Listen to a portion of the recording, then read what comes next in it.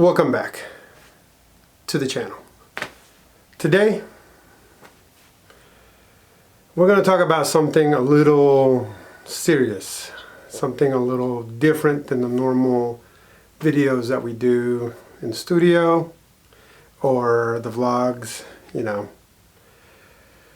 I saw something happen this past week in Florida where a reporter and a photographer, cameraman, videographer were at a scene covering a shooting, and then they became victims of the suspect in a separate shooting.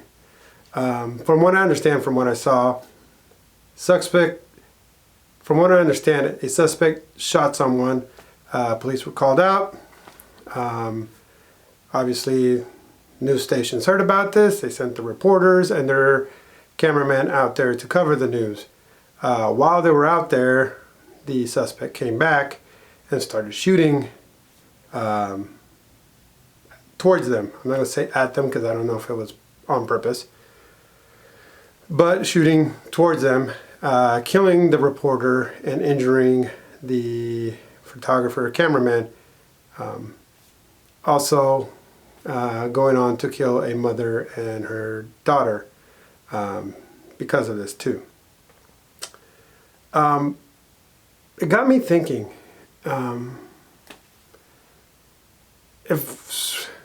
as some of you might know if you've followed along and been part of this channel before, I used to be a news cameraman. Those Emmys that are up there are because I was a news cameraman. I was good. I loved doing my job. It was exciting for a very long time. And at the same time, it was dangerous. But I never felt like I wasn't going to come home. I was involved in some iffy situations. I was sent to iffy situations. You know, and we always had the call as the cameraman slash the reporter, if we were together or if it was just me by myself. I always had the final say if I felt safe, if I should stay there. There are situations where you know you're safe, or you think you're safe. There are situations where you know you're not safe. And so, in those situations where you know you're not safe, it's easy to make the call. Hey, call the desk. You know what? I'm out here. I got some video, but I don't feel safe. That's it. There's no way they can tell you to stay out there. No assignments desk, no producer, no news director, no anything could tell you to stay out in a scene if you do not feel safe.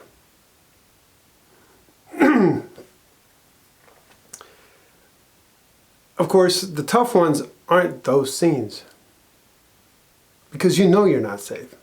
So you make the call. You go back. You leave. You don't stay. You get what you get, whether it's 5 seconds of video or you get enough for the story, but you go. It's the ones you feel safe at that are the most dangerous. I was involved. I can recall 2 times I was involved in a very, very iffy situation.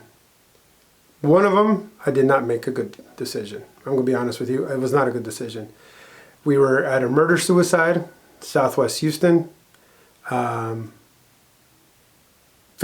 friends started to gather. You know, the cops are there, the news media is there. At that time, I worked at the CW Channel 39. I was out there with my reporter, middle of the day. You know, a normal scene for us. As normal as a murder-suicide can be, you know, for most people. It's normal for us in a sense because it's what our job entails. Crowd, you know, gathering, didn't really see an issue, but I started to see that, you know, that the cops were focusing on talking to a guy that was walking up. My first instinct was to put my hand on the camera. My first instinct was to put one hand on the camera, the other on the tripod release. Not to run away, mind you, because if I was running away, I wasn't taking the camera. I'm not going to try to run with a 50-pound camera and try to run away. That ain't happening. My intention was to be ready in case I needed to go where the new action was about to happen. I see the cops try to approach the guy. They're telling him, hey, let me see what's under your shirt. He's backing up. They're going forward. I grab the camera. I release it from the tripod. It's on my shoulder. He takes off running. Cops take off running with him. And I went running too. Now, 50-pound camera. I was a big guy, especially in those days. Big guy. I still did my best to stay up with him. Was it a smart idea? I've came to find out, no, it was not a very smart idea. He had a gun. A gun that he could have at any time turned around and started shooting towards my direction. You know, not me specifically, but in my direction because I was behind the cops. So he would have shoot towards the cops. I was behind them. In that moment, I wasn't thinking about, does he have a gun? I was thinking about, I want this story. I want this video. I caught up. They had him. They were looking for the gun. I found the gun. I found the guns for the cops because they were sitting there looking for the gun. I happened to find it. You know, they did it. They pulled it up. They showed it to me. I got to get it on video. They cocked it, took out the bullets, all this good stuff. Yay, great. Got back to the station. Great story to tell. Awesome.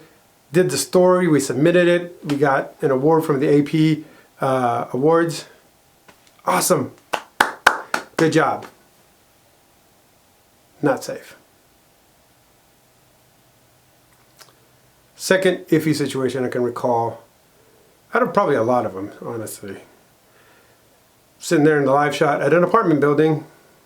I was standing next to the live truck, had the reporter in front of me, had the lights up. We're doing a story about probably a shooting at the apartment complex.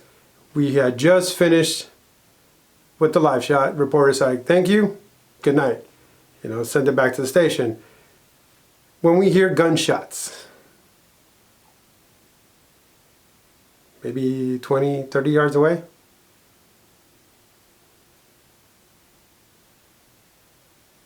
and we're like, we froze. Like, what do we do? Do we jump in the truck? Or do we go? And that time I was like, we're not going. It was dark. It was a bad part of town. There were no cops around. I don't have a bulletproof vest. No way, sir, no how. They don't give us that. You know, a lot of people, you know, see news coverage in other countries and war and they've got bulletproof vests. As a normal news coverage team, you don't get that.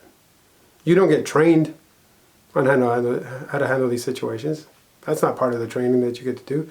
You train how to set up a live shot. You train how to do this. You're told use your common sense, yes, but you're not trained in case something happens. Those times were calm times for media, for news gatherers. Yes, we have not always been loved. Nobody loves the media all the time. It happens. But right now, as I see it, and I am glad I am no longer in it, but I have friends in this business still that I worry about them sometimes. It is not a good time to be in the media. People are crazy. And they don't care who they hurt. And if they see you with a camera or they see you with a microphone, you're a target. And they're a target. And I don't understand how you can't do your job safely. A lot of my friends are still out there being reporters because they love what they do. They love to help the community. They love to be there for their people. You know, my Spanish reporters want to be there for the comunidad, for the people, the immigrants, for this, to help. They want to help. My English-speaking folk want to help the community, the same. They want to just help. But some people don't want help. Some people want to do harm. And unfortunately, they're in the thick of it. I'm not saying it's a war zone out there. It's not. War is different. You're at war. Most of the time, you're walking into something horrible. But everyday job to go out there and inform the people what they need to be informed of, and now you gotta watch your back. I mean, it shouldn't be like that. Shouldn't be like that. We should be able to do our jobs. I say we because I still feel sometimes I'm part of it, even though I'm not there anymore. But they should be able to do their jobs. My friends should be able to come home to their family every night without having to worry about, did I come in one piece? Do I have any extra holes that I didn't have when I left this morning? It's almost like, it's like my cop friends, they worry about that every day. They're in the line of fire. That's their job, to be in the line of fire, to serve and protect. Part of it is being in the line of fire, but to inform people, it shouldn't be that. You shouldn't have to worry about that. It's sad that Dylan Jones didn't come home to his family. From what I heard, he had a fiance. He didn't come home to his fiance, to his family, to his friends. And Jesse Walden, the photographer, cameraman, videographer, whatever you want to call him, almost didn't either. And that shouldn't be the case, I know that people don't like the media. I get it.